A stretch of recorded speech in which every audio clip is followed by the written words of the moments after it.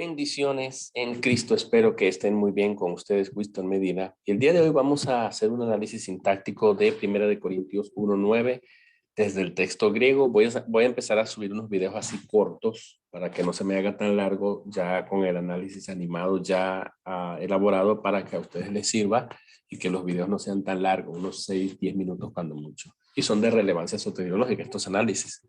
Así que el texto en español dice así, ahí arriba van a ver el texto, que dice: fiel es Dios por el cual fuisteis llamados a la comunión con su Hijo Jesucristo nuestro Señor. Ahí tienen el texto, bueno, parte del texto, hay una cláusula, hay una frase preposicional luego, que yo se las voy a colocar al final, pero lo he tenido que poner así para que ustedes puedan ver, o sea, lo estoy fragmentando de una vez. Pistos o theos. Vamos a analizar primero esta primera cláusula que tenemos ahí. Es un texto con dos cláusulas. La primera es pistos o theos. No tiene presente el verbo estin, que es un verbo copulativo, pero se debe suplir.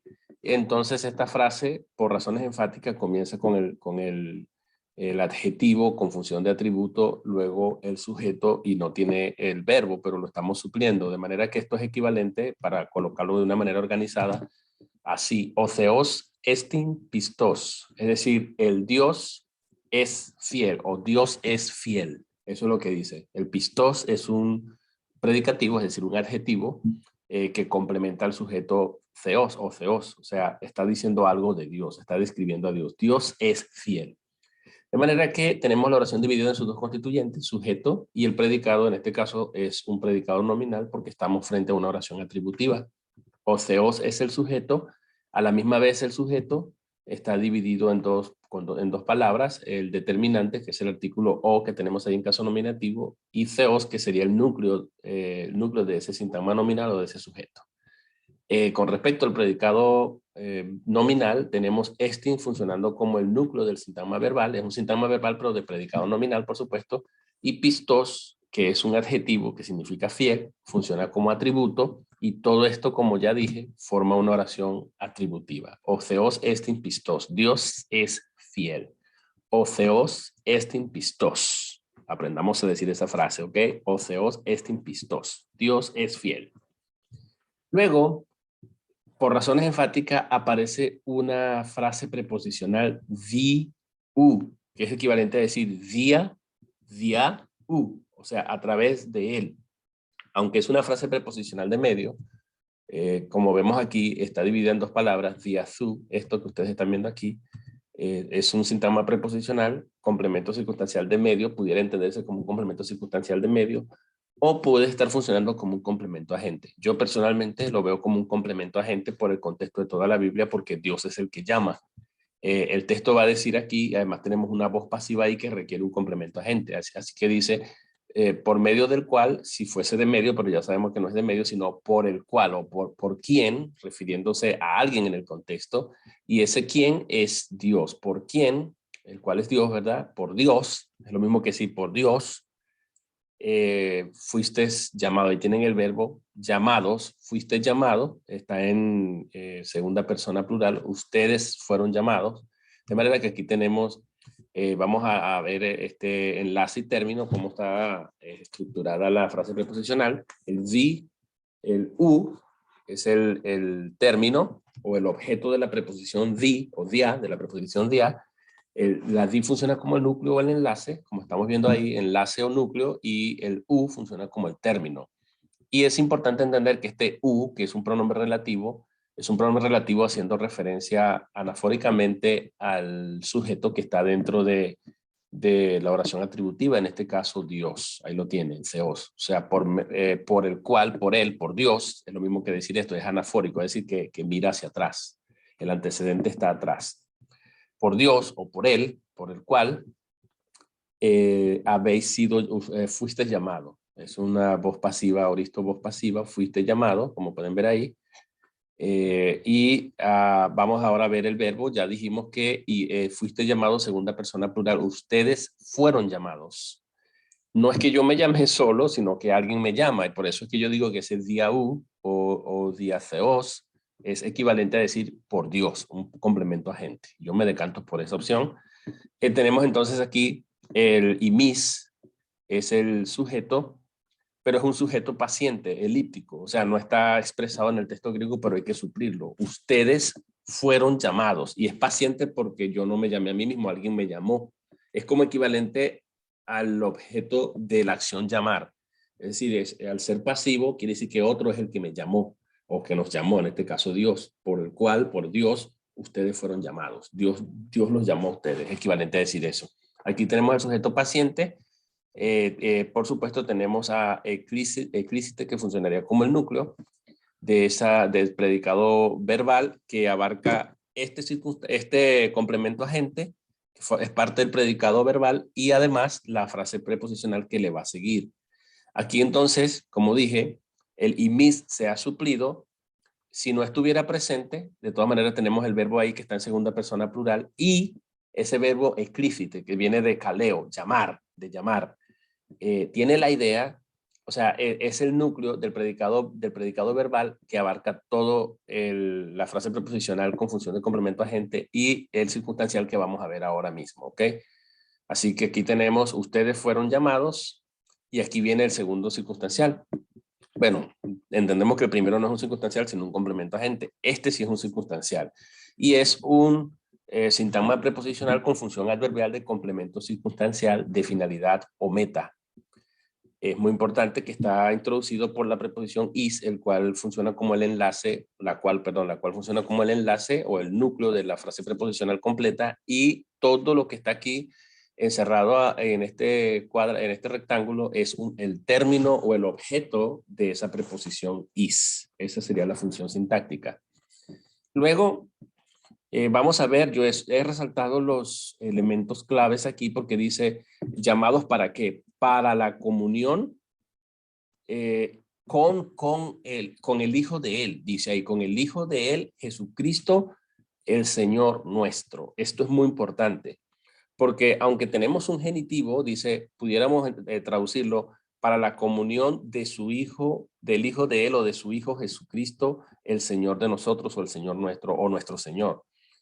De verdad, lo que sigue aquí es un complemento circunstancial de asociación, es un genitivo adverbial de complemento circunstancial de asociación, pero no está modificando al verbo principal llamar. Modifica a la frase preposicional iskinonian, es decir, para la comunión. Es como si fuese un complemento de nombre, pero en realidad modifica la frase completa iskinonian, por lo tanto lo vamos a entender como un complemento de adverbio, porque realmente eso es lo que está haciendo ahí, complementa el adverbio o la frase preposicional que es equivalente a un adverbio. Iskinonian, perdón.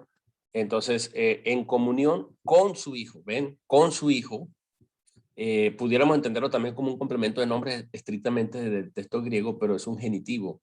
Y el genitivo normalmente funciona como un complemento de nombre, sería complemento de nombre del kinonian, pero yo prefiero verlo como un complemento de adverbio al entender que es en comunión con su hijo, con el hijo de él, el hijo de Dios, de su hijo. Ese aftú es también un genitivo de referencia a Dios, con el hijo de Dios.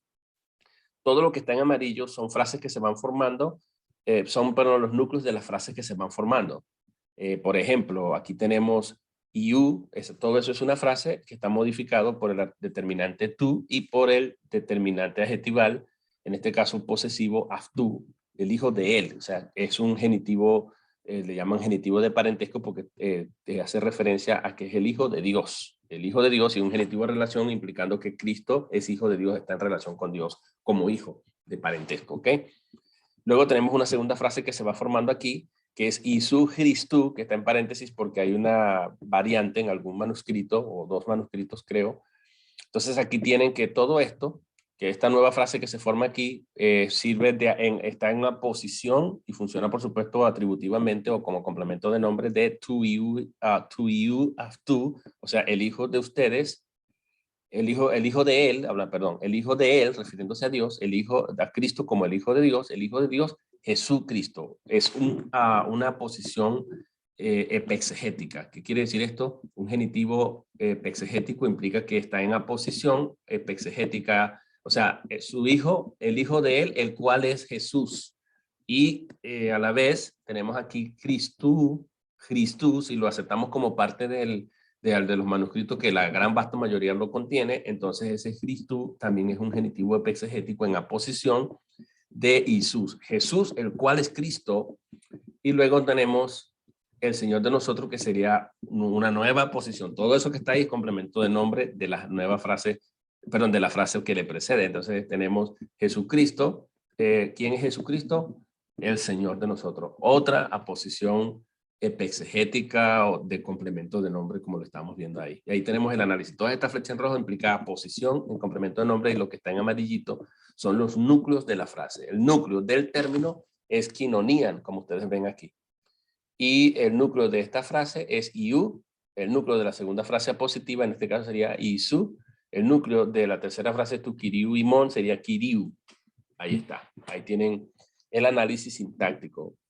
Se ve que está un poco complicado, pero en verdad no lo es. Lo que yo voy a tratar de hacer es resumir los puntos claves para terminar nuestro análisis y luego hacer una traducción.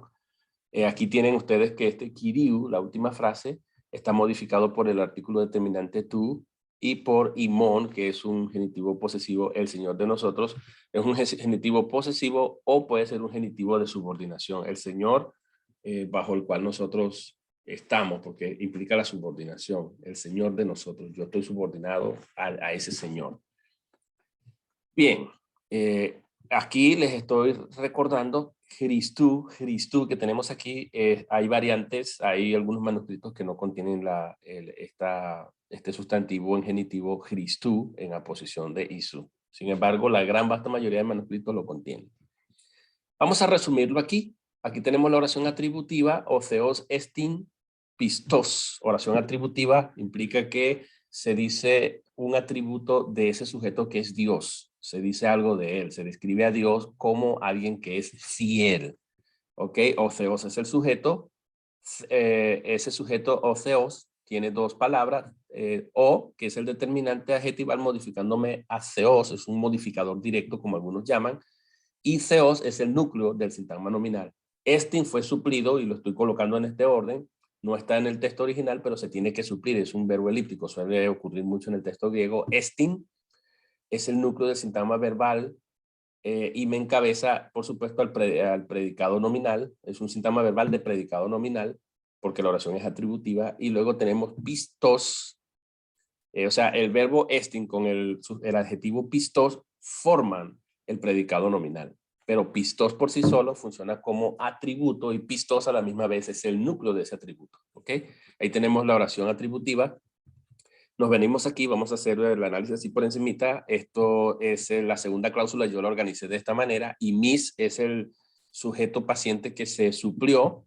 Ahí lo tienen, sujeto paciente, y todo lo demás es un predicado verbal. Todo lo que sigue, que incluye el verbo eclícite, y todo lo que está ahí colocado en morado. ¿Ok? Bien. Dijimos entonces que los núcleos de estos dos constituyentes, el núcleo del sujeto es imis, obviamente un sujeto elíptico, pero es paciente, y ese sería el mismo núcleo porque el pronombre es un pronombre personal, funciona como núcleo de sintagma nominal de ese sujeto paciente. Luego tenemos explícite, que es el núcleo del predicado verbal, explícite, voz pasiva, por supuesto, y luego tenemos diu, que viene siendo la primera frase preposicional, que funciona como el complemento agente, aunque pareciera que fuese un complemento, un complemento circunstancial de medio al ser diau, pero como ya les dije, el contexto prueba que Dios es el que llama, como dice 1 Pedro 5:10, por ejemplo, el Dios de toda gracia que os llamó. Ahí está en voz activa y Dios es el que llama. Él no es el medio, porque si Él es el medio, ¿quién llama por medio de Dios? No, Él es el agente, eso es lo lógico, ¿no? Él es el que llama. Entonces, aquí lo vamos a entender como un complemento agente. Está formado por supuesto, el día. El di es el enlace y el u es el término, ya lo analizamos anteriormente. Ese u es un pronombre relativo equivalente a decir Dios, por el cual, o sea, por Dios, ustedes fueron llamados por Dios. Él es el agente activo que los llama a ustedes mientras ustedes permanecen pasivos. Él los llama. ¿Ven? Luego tenemos todo esto que está aquí. Es una frase preposicional equivalente a un complemento circunstancial de finalidad o meta. O sea, ¿para qué Dios nos llamó? Nos llamó para la comunión con su Hijo. Esa comunión con su Hijo, la comunión para la comunión con su Hijo, es un complemento, un genitivo de complemento de asociación, como lo tenemos aquí, complemento circunstancial de asociación, pero con la función de complemento del adverbio o de la frase preposicional is koinonian, que es equivalente a un adverbio, ¿ok? Algunos lo pueden entender como un complemento de nombre, en este caso de quinonian, al estar en genitivo, pero no tiene mucho sentido decir, nos llamó para la comunión de su Hijo. Debería ser con su Hijo. Es una cuestión más que todo semántica, pero estrictamente en el griego sería un complemento de nombre, aunque el genitivo tiene la idea de asociación, porque yo voy a estar en comunión con alguien. El mismo sustantivo con quinonian, que está en caso acusativo aquí, tiene la idea de estar en asociación con alguien, porque voy a estar en comunión, voy a estar interactuando con esa persona, en este caso con Cristo, el Hijo de Dios. Y es lo que tenemos ahí, y recordándoles que hay variantes en el texto griego. Entonces lo que nos queda es, espero no haber llegado a 10 minutos, son las dos posibilidades de la traducción. En voz pasiva, como está originalmente en el texto, literalmente dice, ustedes fueron llamados por Dios para la comunión de su Hijo, el cual es Jesús, el Cristo, el Señor de nosotros. Recordándoles que hay antes de esto una oración atributiva que dice Dios es fiel, y después de esa oración atributiva Pablo va a decirnos esto en 1 Corintios 1:9, ¿ok? Pero estamos viendo la segunda cláusula, que es la más complicada. Entonces, una voz pasiva es por lo general una voz que también puede convertirse en voz activa, y sería la segunda posibilidad de la traducción. Así que ustedes fueron llamados por Dios para la comunión de su Hijo, el cual es Jesús, el Cristo, el Señor de nosotros, es equivalente a decir en voz activa, Dios los llamó a ustedes. Lo que era sujeto paciente pasa a ser el objeto directo del verbo llamar. Y Dios, que era el agente, complemento agente, ahora pasa a ser el sujeto activo. Dios llamó a ustedes, Dios los llamó a ustedes. ¿Para qué? Viene el circunstancial circunstancial, complemento circunstancial de finalidad o meta, para la comunión con su Hijo o de su Hijo. Yo me decanto más por la idea de con su Hijo, el cual es Jesús el Cristo, la variante el Cristo, el Señor de nosotros. Así que, hermanos, hemos terminado nuestro análisis sintáctico. Espero haber sido de bendición y que estos cortos videos les ayude mucho. Nos vemos en una próxima entrega.